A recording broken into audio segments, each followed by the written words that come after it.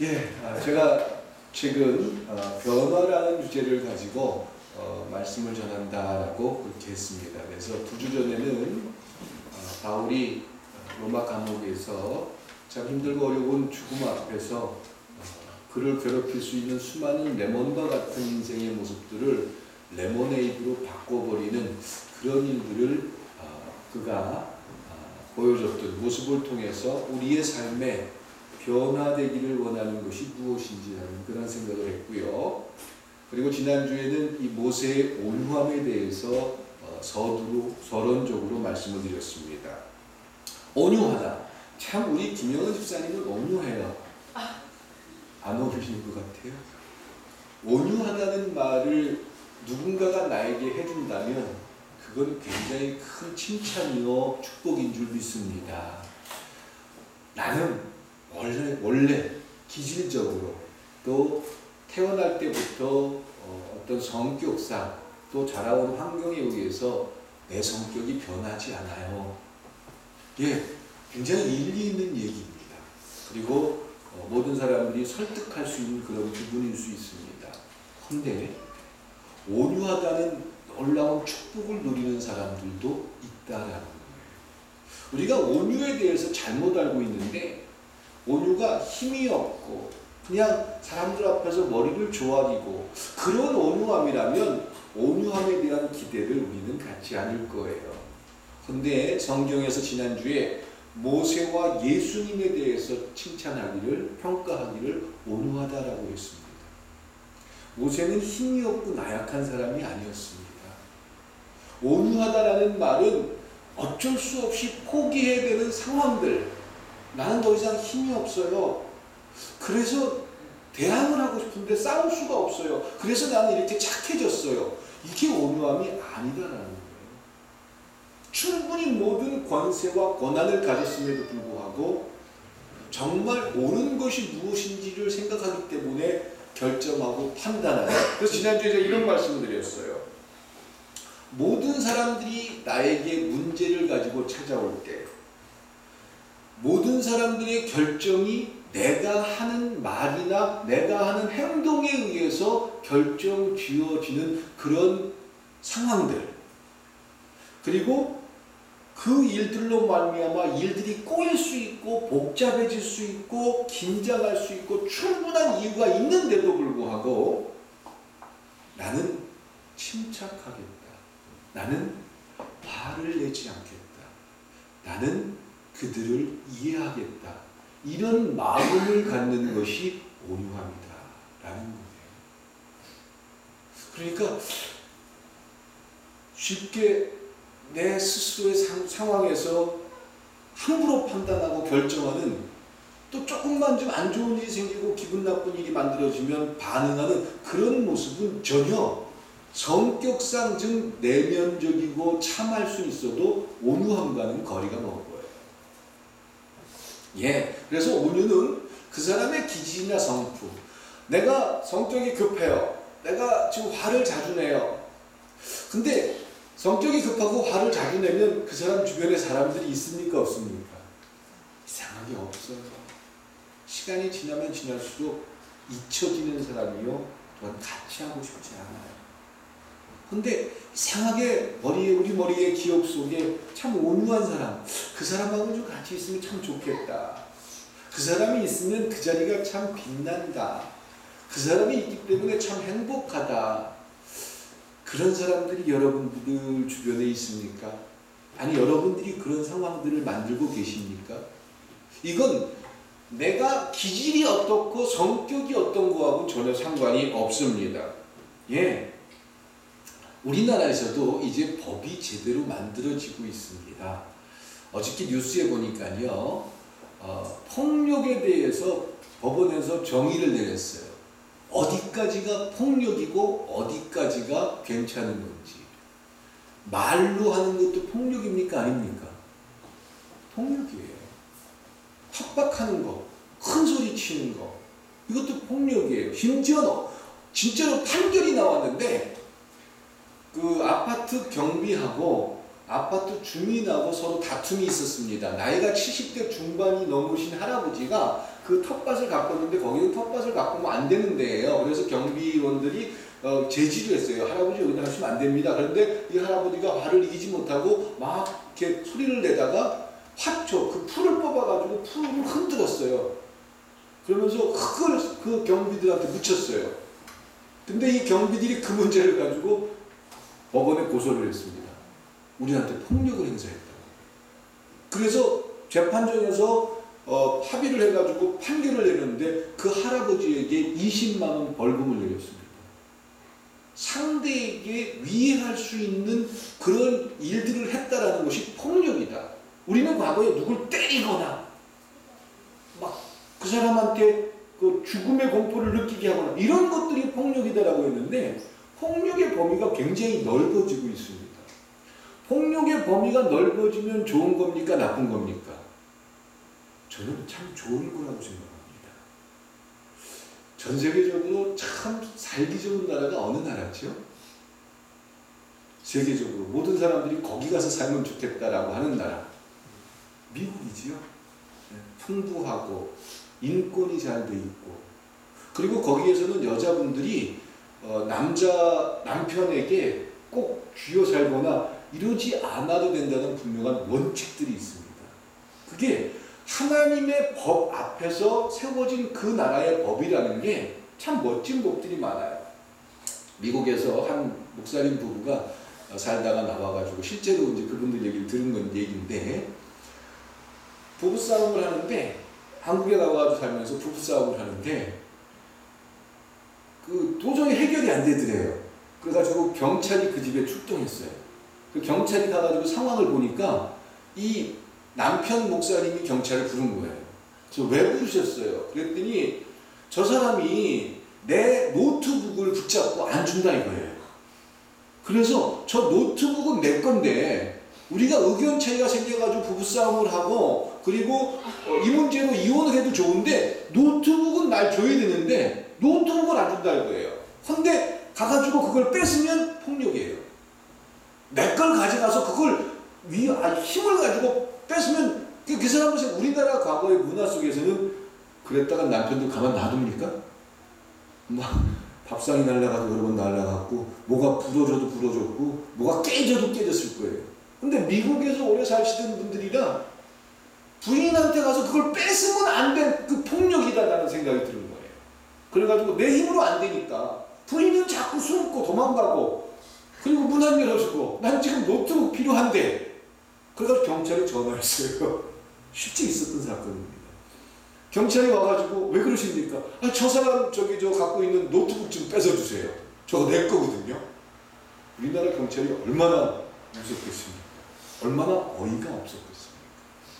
물론 경찰에 의해서 노트북은 다시 이렇게 회수할 수 있었고 그분들이 어떤 그 집회에 와가지고 자기 고백을 하면서 이렇게 이런 관계도 우리는 있었습니다. 이런 얘기를 하는데 저는 그런 법들을 만들 수 있다는 것이 인간을 존중하는 한 모습이다라는 거예요. 아버지는 자녀들을 무조건 아버지의 권한을 가지고 꾸중하거나 혼낼 수 있는 권리가 있는 게 아니에요. 어머니는 무조건 자녀들을 혼낼 수 있는 힘을 가지고 있는 것도 아니에요. 아주 어릴 때 휘은이나 수정이 정도의 아이들은 부모의 어떤 간섭이나 그 아이들의 생명을 위해서 어떤 때는 제약을 가하기도 하고 벌을 가하기도 하고 하지만 충분히 성장한 상태에서는 얼만큼 설득할 수 있느냐, 얼만큼 이해시킬 수 있느냐, 그런 부분을 가지고 존중할 수 있는 관계를 회복하고 그 관계를 가지는 게 올바른 하나님이 원하는 가정의 모습인 줄 믿습니다. 근데 내 감정이 조절이 안 돼서 그냥 내 감정을 폭발하고 화를 내고 그걸 이겨내지 못하는, 그래서 내 스스로가 힘들어하고 고통스러워하는 게 실상 우리의 현실 속에 참 많다라는 거예요. 법이 점점 좋아지고 우리나라가 점점 옳은 길로 가는 모습 속에서 그런 것들이 법제화가 되면 우리나라도 여성들이 참 살기 좋은 나라가 되는 겁니다. 여러분들, 여성들이 살기 좋은 나라가 되는 게 좋은 겁니까? 나쁜 겁니까? 여성들이 사흘에 한 번씩 두고 맞듯이 맞아야 됩니까? 안 맞아야 됩니까? 엉뚱한 사람들, 이상한 문화를 갖고 있는 사람들은 부부지간에 사흘에 한 번씩 패야 된다는 얘기를 하는 사람들도 있어요. 그때가 좋았다라고 생각하는 사람들도 있어요. 아니, 남자들을 위해서는 좋았겠지요. 하나, 그 수모와 그 고통을 당하면서 살았던 여인들의 눈물은 어떻게 할 거예요? 우리는 그리스도인으로 살아가면서 단순히 어떤 문화 속에서 과연 하나님이 원하는 문화의 분명한 모습은 무엇일까? 이런 얘기하니까 남자분들이 다 주무시네. 듣기 불편하신가요? 예. 여성분들을 존중할 수 있는 가정과 문화, 여성들이 자기의 이야기를 할 수 있는 그런 사회, 이걸 만들어내는 건 하나님이 원하는 모습이 아닐까 감히 이런 상상을 해봅니다. 여자분들이 어디 가서 자기 얘기를 해요. 근데 남자들이 아주 성격이 급하고 화를 많이 내는 사람이라면 함부로 말할 수 있어요? 없어요? 못해요. 왜 못해요? 한데 맞을까 봐. 근데 언제든지 내가 하고 싶은 말을 할 수 있어요. 그런 분위기가 돼 있어요. 참 편안합니다. 그건 여자, 남자, 성을 떠나서 나를 만나는 모든 사람들이 참 편안하게 얘기하고 싶다. 희은이가 오늘 아침에 예배 드리는데 저보다 얘기를 더 많이 해요. 분명히 제가 설교하려고 했는데 지가 설교해요, 이제는. 그래가지고, 야, 네가 나를 이렇게 편안하게 생각할 수 있어. 참 고맙다. 그래서 몇몇 사람들의 얘기도 하고, 그랬는데, 예, 누군가에게 아무 꺼리낌 없이 편안하게 얘기할 수 있는 사람들이 여러분이 있으십니까? 아마 그 사람들은 온유한 사람이에요. 참 힘들고 어려울 때 찾아가서 저기요, 저 요즘 너무 외로워요. 너무 힘들어요. 이런 얘기를 여러분들에게 찾아와서 누군가가 하고 있다면 여러분들은 지금 하나님이 준 인류에게 굉장히 큰 축복을 한 부분 만나고 있는 겁니다. 그것이 온유라는 놀라운 축복입니다. 예, 그냥 단순히 원래 성격이 이랬는데 교회에서 기도하다 은혜 받아가지고 내가 이렇게 천사가 됐어요. 이런 게 아니에요. 과거에 우리는 그런 모습들로 인해서 성격이 변할 걸 기대했고, 교회에서 하기 싫어도 기도 많이 하면, 하기 싫어도 열심히 봉사하면 내가 어느 날 모세처럼 훌륭한 인격자가 될 것이라고 소망했습니다. 그래서 좀 온유한 사람 되고 싶어서 기도할 때 있었습니까? 없었습니까? 많았지요. 내가 좀 넉넉해지고 하나님의 복을 누리는 사람이 되고 싶어서 기도할 때 있었습니까? 없었습니까? 참 많았어요. 그래서 기도의 목적을 모른 채 그렇게 해서 하나님의 힘이 나에게 임하면 마치 내가 아무것도 하지 않고 가만히 있어도 그런 굉장한 능력의 모습을 소유하게 될 것 같은 생각 때문에 기도를 사용할 때가 있었습니까? 없었습니까? 참 많았죠. 근데 그렇게 사용을 해가지고 내가 원하는 걸 이루셨나요? 왜 안 되지요? 왜 우리가 생각하는 것만큼 기도를 사용했는데 안 되지요? 예배를 열심히 드려줬고, 예배도 그런 목적을 이루기 위해서 예배를 드린다면 예배의 모습을 아는 겁니까? 모르는 겁니까? 내가 예배를 참석했기 때문에 이번 주에 나에게 좋은 일이 있을 거야. 예배를 내가 가기 싫어도 가서 앉아 있었으니까 하나님이 나 축복할 거야. 예배에 제대로 된 모습이 들어가 있는 겁니까? 없는 겁니까? 없는 겁니다. 근데 우리는 그런 생각들 때문에라도 예배를 빠지면 안 된다는 생각을 할 때가 있습니까? 없습니까? 참 많은 게 우리의 모습입니다.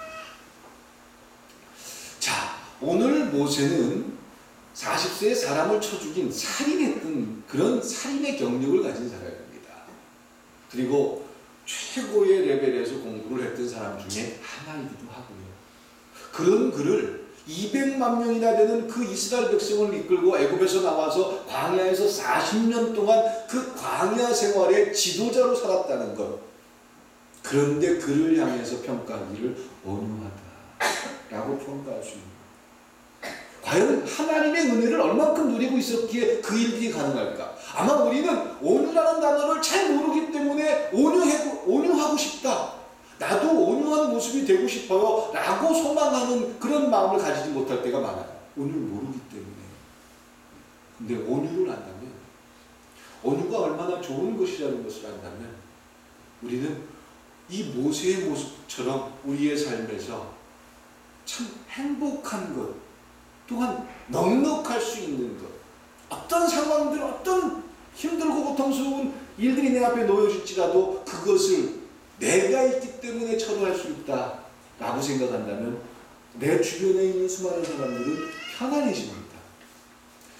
우리 교회에 무슨 장로님이 계시기 때문에 우리 교회는 암만 힘들어도 그분 때문에라도 우리 교회는 잘 될 거야, 이런 비전을 우리가 갖는다면 그 한 사람의 역할은 참 대단한 겁니다.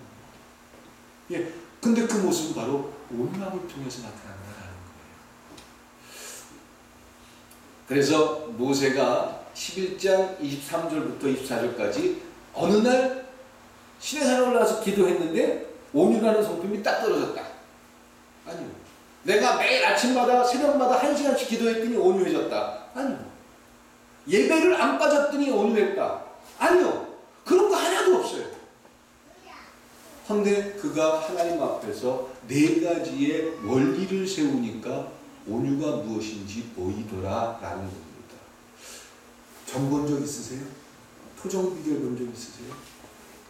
어떤 사람이 재밌는 실험을 해가지고 죽었다는 얘기를 우스갯소리처럼 들었는데, 어떤 사람이 점을 보러 갔대요. 그랬더니 용한 전쟁에 대해서 찾아가서 봤더니 지금 여러 가지 사업상 어려운 부분도 얘기해주고 뭐 여러 가지 얘기를 해주면서 특히 이번 6월 달에 이 줄을 조심해야 된다. 이 줄이 이렇게 나일론 줄도 있을 수 있고 여러 가지 줄도 있는데 이 줄 때문에 혹시 당신이 죽을지 모른다. 그러니까 그 7월 달에는 7월 달에 물 조심하라는 것처럼 7월 달에 줄을 조심해야 된다. 이런 얘기를 해줬어요. 용한 점쟁인가 봐요. 근데 그 사람이 7월 달에 내가 이 7월 달에 줄 때문에 고민해야 되고 줄만 보면 피해 다니고 하여간 줄 때문에 어떤 일이 생길지 몰라가지고 막 헤매다가 나중에는 그 일들이 너무 스트레스 받아가지고 뭐 했는지 아세요? 줄로 목매달아서 자살했대요. 아예 몰랐더라고요.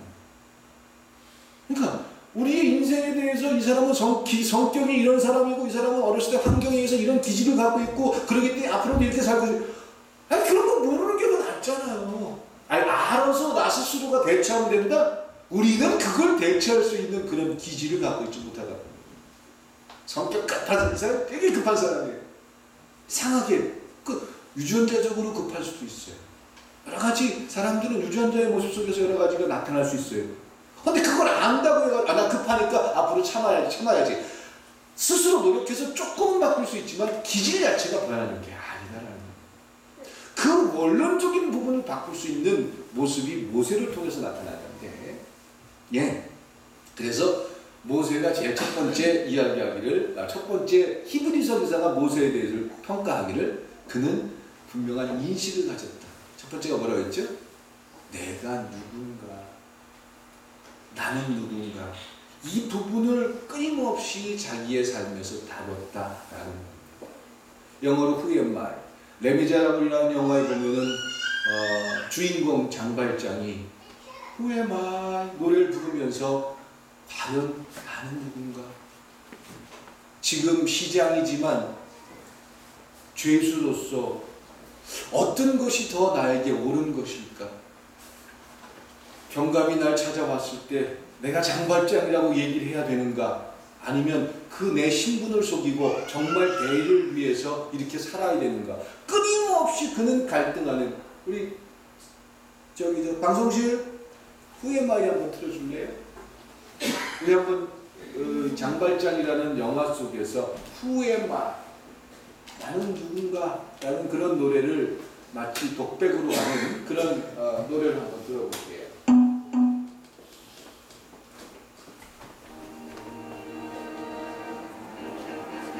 Who am I? 나는 누굽니까? 라는 겁니다.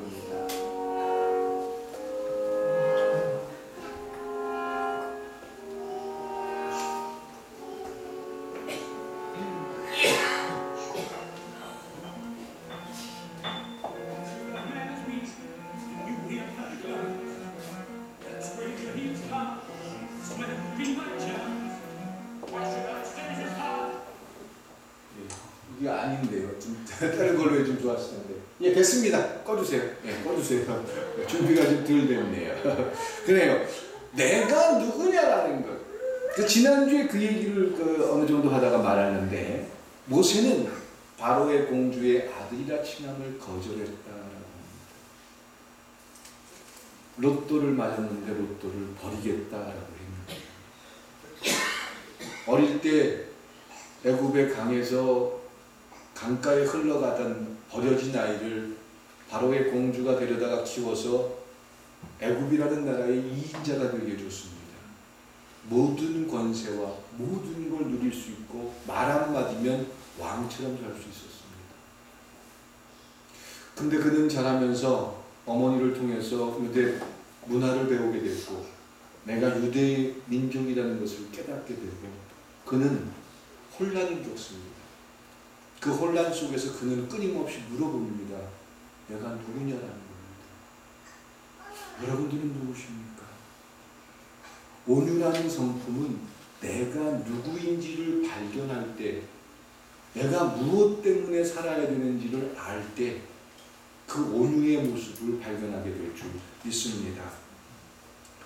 어떤 사람들이 수백억의 재산을 어디지요? 그 카지노 있는 데가 정선 카지노에서 돈을 다 잃고 수백억의 재산을 다 잃어버리고 그리고는 아주 비참하게 살아가면서 고백하는 사람들의 어떤 이야기를 듣습니다. 여러분 같으면 수백억의 재산을 갖고 있는데 그걸 가지고 카지노에 가서 룰렛을 하는지 뭘 하는지 하여간 해가지고 잃고 나중엔 다 잃고 한 푼도 없어서 거기서 돈을 이렇게 구걸하는 걸 뭐라고 그러죠? 뭐라고 그러는데? 앵벌이라고 그러죠. 앵벌이 노릇을 하면서 사는 처음부터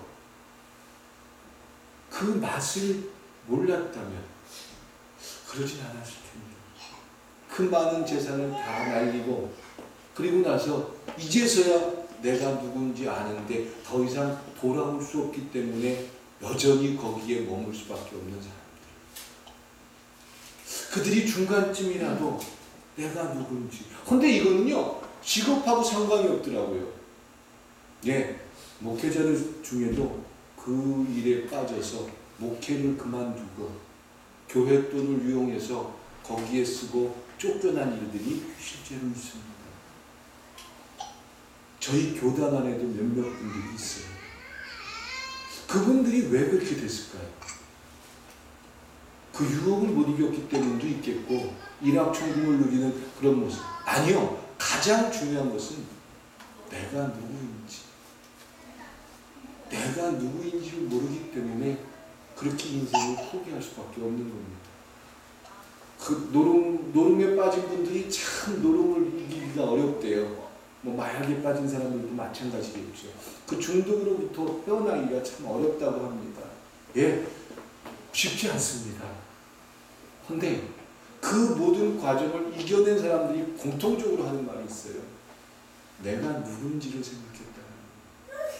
내가 여기서 좌절하면 내 가족은 죽는데 내가 여기서 포기하면 내가 알고 있는 수많은 모든 것들은 다 무너지는데 Who am I? 내가 누군지. 내가 지금 카지노에 앉아가지고 그 뭐죠? 이렇게 땡기는 걸 뭐라 그래요? 하여간 있어요. 텔레비에 보니까 그거 땡기는 거 하고 있는 그게 내가 지금 할 일인가? 남들 카드 돌려가지고 근데 그냥 눈 뻘개가지고 뒤에 서가지고 조기다가 돈 넣으면 딸 것 같은데 그거 많이 한다고 뭐 대단한 건데 그러고 있는 내 자신을 보면서 내가 누구지? 내 자신을 볼 수만 있다. 이건 굉장히 인생의 최악의 조건에서 나타나는 모습입니다. 헌데 지금 모세는 애굽 왕의 공주의 아들 국내관이라는 최고의 2인자 자리에 올라있는 그가 고민을 합니다. 내가 애굽 사람으로 이 왕의 자리에 앉아있어야 되는가? 아니면 내 동포들이 내 민족이 지금 저 노예로 사는데 저들과 함께 해야 하는가? 물론 끊임없이 모세가 타협을 했을지도 모릅니다. 아마 저 같으면 이렇게 타협을 했을 거예요. 하나님 조금만 기다려 보십시오. 이제 왕이 바뀌면 제가 왕이 될 수도 있지 않습니까? 그때 그러니까 하나님 제 생각에는 바로 왕을 좀 빨리 죽이고 나를 애굽의 왕으로 만들어 주십시오. 그러면 이스라엘 백성들 다 회복시켜 주겠습니다. 노예제도 없애겠습니다. 이렇게 타협할 수 있습니까? 없습니까? 그런 타협을 모세가 했을까요? 안 했을까요? 어마어마하게 했을 거예요. 저 같아도 타협을 했을 겁니다. 하나님, 제가 이 모든 걸 버리는 것보다는 이 권세를 가지고 이 힘을 가지고 이 민족을 위해서 뭔가를 하는 게 낫지 지금 내가 포기하는 걸 하나님은 원치 않으실 겁니다. 이렇게 끊임없이 자기 자신에게 타협을 하고 하나님이 아무리 얘기를 해도 귀를 막고 싶은 게 우리의 모습입니까? 아닙니까? 마치 우리의 모습과 똑같은 거예요. 예. 모세는 그런 상황에서 하나님의 뜻을 수용했다는 겁니다. 내가 하나님은 거기서 모세에게 타협해주면서 그래, 그냥 애굽의 2인자로 있는 게 이민족을 위해서 좋은 거야. 그렇게 해주셨다면 모세가 구태여 살인을 저지르고 광야로 뛰쳐나가진 않았을 거예요. 근데 하나님은 모세가 거기에 남아서는, 거기에 그대로 있어서는 절대로 하나님께서 사용할 수 없다고 판단하셨습니다. 그리고 모세의 모든 요청과 간구를 하나님은 들어주지 않으셨습니다. 대답해주지 않으셨습니다. 아예 왜 대답해주지 않았냐가 하나님의 대답이었냐면, 하나님이 모세야, 너 빨리 나와. 너 이제 이 민족의 지도자가 돼야 돼. 너 힘들어도 광야에서 40년만 버텨. 이렇게 했다면 모세가 나오다가 애굽인을 쳐 죽였겠습니까? 안 죽였겠습니까? 살인할 일이 없어요. 그런데 하나님은 대답해주지 않았기 때문에 모세는 더 고민했고 방황하다 자기 스스로 가슴속에서 일어나는 Who am I라는 이 질문 때문에 견딜 수가 없었고, 그리고는 살인을 저지르고, 그러면은 그 무수한 동포들이 자기를 따라 Follow me, 날 따라올 줄 알았는데 오히려 자기를 고발해서 위험한 처지에 놓이게 하니까 무서워서 도망을 했던 게 광야입니다. 그게 모세의 삶이었어요. 편안할 수 있는 모든 것이 포기된 하나님의 상황을 그렇게 만들어가고 있었던 모습입니다. 만약에 그의 생각 속에서 내가 누군지라는 그런 분명한 질문과 대답이 없었다면 그는 아마 지금쯤 미이라로 만들어져서 이러이런 람세스가 있었습니다, 이런 정도의 사람에 불과했을 것입니다. 여러분들이 흔들리고 혼란스럽고 갈등한다면 그 질문 속에서 꼭 공통적으로 물어봐야 될 게 있다면, 내가 누구냐? 내가 여기 앉아 있어야 될까요? 내가 지금 무엇을 해야 할까요? 예, 이것이 모세가 가지고 있던 첫 번째 질문이었고, 그 답을 알았기 때문에 공주의 아들이라 하는 것을 포기했다는 겁니다. 두 번째로 또 하나의 문제는 개인적인 책임 문제입니다. 두 번째로 모세가 한 모습은 내가 어떻게 살아야 되느냐라는 겁니다. 어떤 사람이 되어야 되느냐. 내가 누구인지 안다면, 누구인지 아는 걸로 끝나서는 내 스스로가 결정하기가 참 어려워요.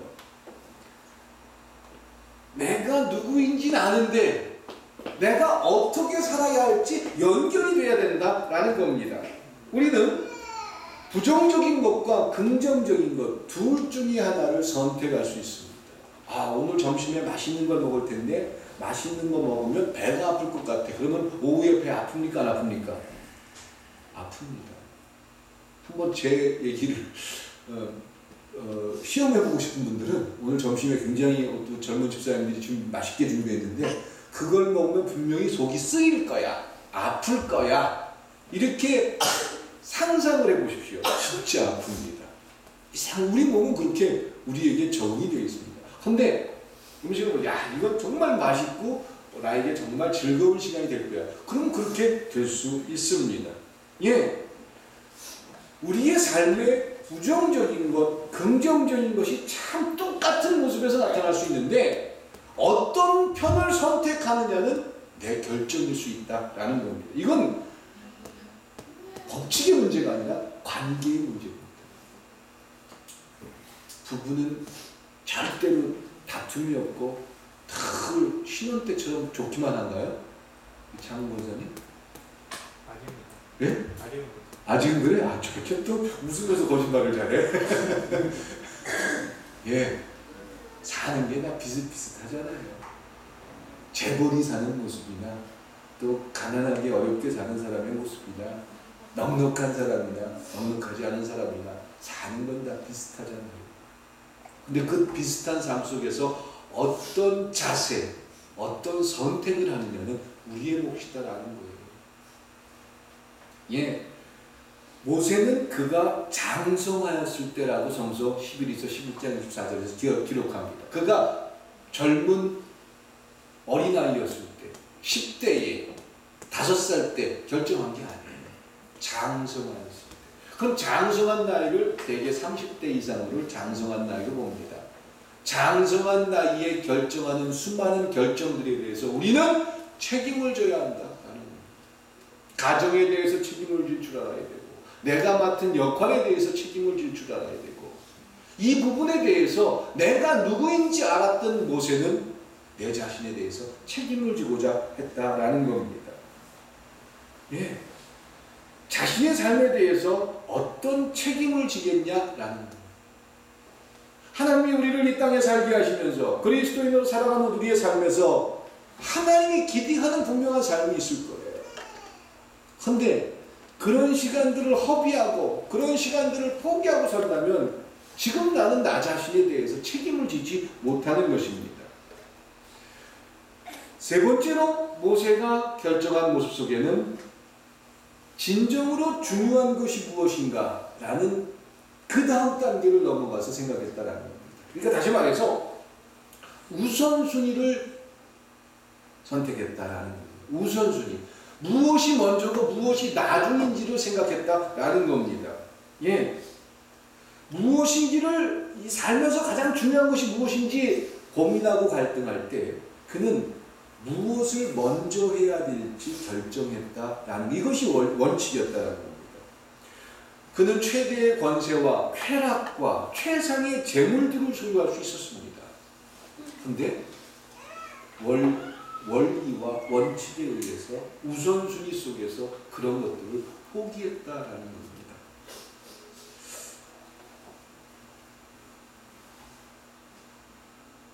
쾌락과 즐거움이라는 건 언제나 있을 수 있습니다.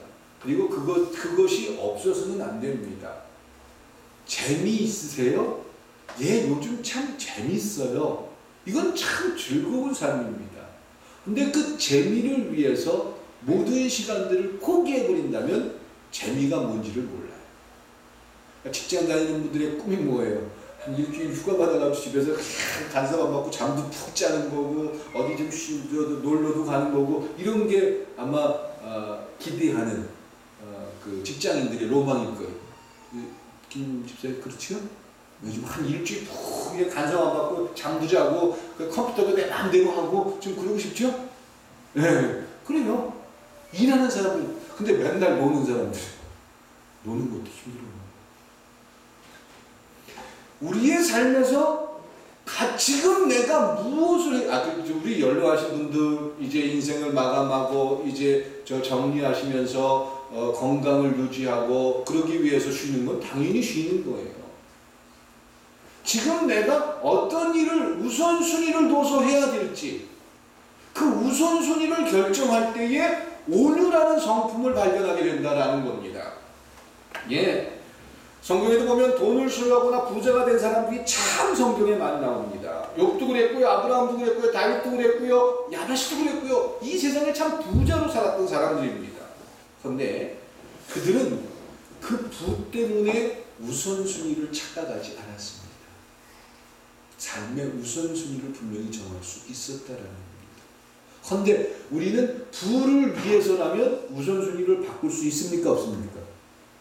죄송하지만 둘을 위해서는 우선순위를 가끔 바꾸는 게 우리의 모습이기도 합니다. 우선순위가 우린 지금 거꾸로 되어 있는 거예요. 우선순위를 알면 부를 위해서 어떤 걸 결정하는 게 아니라 올바른 결정을 하다 보니까 부가 따라와야 되는데 부를 위해서 무언가를 결정하다 보니까 정말 많은 것을 잃어버립니다. 온유라는 놀라운 하나님의 축복을 잃어버립니다. 어떤 아이들이 자기 아버지에게 품에 안겨서 있는 것이 불편하고 힘든 자녀들이 어디 있습니까? 엄마가 안아주는 그 시간이 행복하고 포근하다라는 걸 못 느끼는 그런 자녀들이 어디 있습니까? 누구나 아마 나이가 많으신 우리 권사님들도 내 어머니가 살아계시다면, 내 아버지가 살아계시다면 거기 가서 팔베개하고 누워있고 싶다. 이것이 인류에게 준 하나님의 그림자요 온유하고 축복입니다. 그 온유라는 것은 어느 날 성품을 통해서 만들어진 게 아니다라는 거죠. 엄마라는 자의 역할이 어떤 겁니까? 안고 있다가 팔이 저려요. 아이고 힘들어서 전 못 먹이겠어. 우리 조집쌤 그럴 수 있어요? 내 팔이 떨어져도 못 넣는 게 어머니입니다. 그러니까 엄마들은 팔뚝이 굵어지더라고요. 안 굵은 사람도 이상한 거예요. 관리를 잘하신 건지도 모르겠어요. 예, 우선순위 이것이 그 사람들을 온유하게 만들고 온유의 복을 누리게 됩니다. 네 번째로 모세가 해결했던 문제는 인내의 문제다라는 겁니다. 참았다라는 겁니다. 우선순위를 알았기 때문에 참았다라는 겁니다. 참을 수 있다. 내가 이 말을 해도 되는데 참을 수 있다. 그 참을 수 있다는 것을 내가 누리면서 온유를 알게 된다라는 겁니다. 그냥 온유를 알기 위해서 무조건 참으면 된다 이게 아니에요. 내가 누구인지 알아야 되고 가장 중요한 것이 무엇인지 알아야 되고 그리고 우선순위가 무엇인지 알 때에 그때 이제 나타나는 행동이 참을 수 있다라는 겁니다. 모세는 참았습니다. 예, 모세가 그의 삶에서 온유라는 놀라운 축복을 누린 것은 참을 수 있었기 때문이다. 이 참을 수 있는 최후의 열매. 그냥 온유하기 위해서는 참을 수가 없습니다. 삶의 원칙을 알고 내가 누구인지 알고 내가 어떤 걸 결정해야 될지 책임을 지고 삶의 우선순위를 둘 때 참아지는 것이 그냥 온유해지기 위해서 참는다면 하나님의 복을 모르는 거예요. 온유가 뭔지를 모르는 거예요. 그냥 남들이 온유가 좋다니까 나도 온유하고 싶어서 노력하는 것을 그렇게 해서 노력해가지고 절대로 온유할 수가 없다라는 거예요. 내가 누구인지 알아요. 가장 중요한 것이 무엇인지 결정할 수 있어야 되고 우선순위를 알 때 비로소 참아지게 될 줄 믿습니다. 그 참음을 통해서 온유를 만나고 온유를 통해서 넉넉해질 수 있기를 주님의 이름으로 축원합니다. 기도드리시겠습니다. 사랑과 은혜의 하나님, 오늘 모세에게 주신 놀라운 축복이 온유였다면 오늘 우리가 그리스도인으로 살아가면서 온유의 축복을 누릴 수 있기를 기대합니다. 참음으로 온유해지는 것이 아니라 내가 누구인지를 끊임없이 자각하고 가장 내 인생에서 중요한 결정이 무엇인지 선택하게 하고 그 속에서 우선순위를 발견해서 이제 그걸 알기 때문에 인내할 수 있는 놀라운 복을 누리게 하여 주시옵소서. 그래서 온유한 모습을 통해서 하늘나라가 있다는 사실을 발견하는 우리가 되게 하여 주시옵소서. 예수님의 이름으로 기도드렸습니다.